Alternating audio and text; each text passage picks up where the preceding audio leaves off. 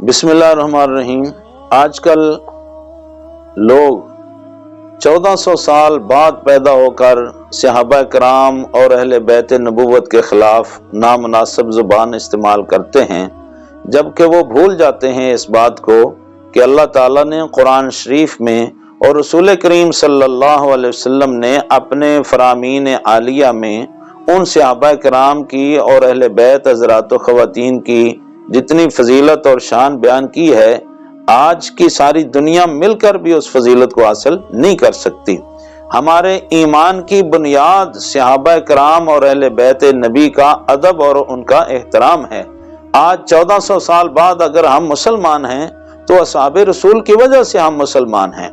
اس لیے نبی کریم صلی اللہ علیہ وسلم نے فرمایا، لا تسبوا اصحابی، میرے صحابہ کو گالی مت دو۔ ان کا تھوڑا سا صدقہ کیا ہوا بھی وہ اتنا بڑا ہے کہ بعد میں آنے والا کوئی احد پہاڑ کے برابر سونا بھی خرچ کر جائے تو پھر بھی وہ ان کے تھوڑے سے صدقے کے ثواب کو نہیں پا سکتا۔ اور دوسری روایت میں نبی کریم صلی اللہ علیہ وسلم نے فرمایا کہ میرے صحابہ کے ساتھ بغض نہ رکھو، ان کے ساتھ محبت کرو۔ صحابہ کی محبت رسول اللہ صلی اللہ علیہ وسلم کی محبت ہے اور رسول کریم علیہ السلام کی محبت اللہ تعالیٰ کی محبت ہے۔ تو پتہ چلا کہ اصحاب نبی اور آل نبی حضرات و خواتین وہ ہمارے ایمان کی بنیاد ہیں۔ اور نماز میں ہم درود بھی پڑھتے ہیں، اللہم صلی علی محمد وعلی آل محمد۔ یہ درود شریف جو سارا ہے یہ کس پر پڑھا جاتا ہے؟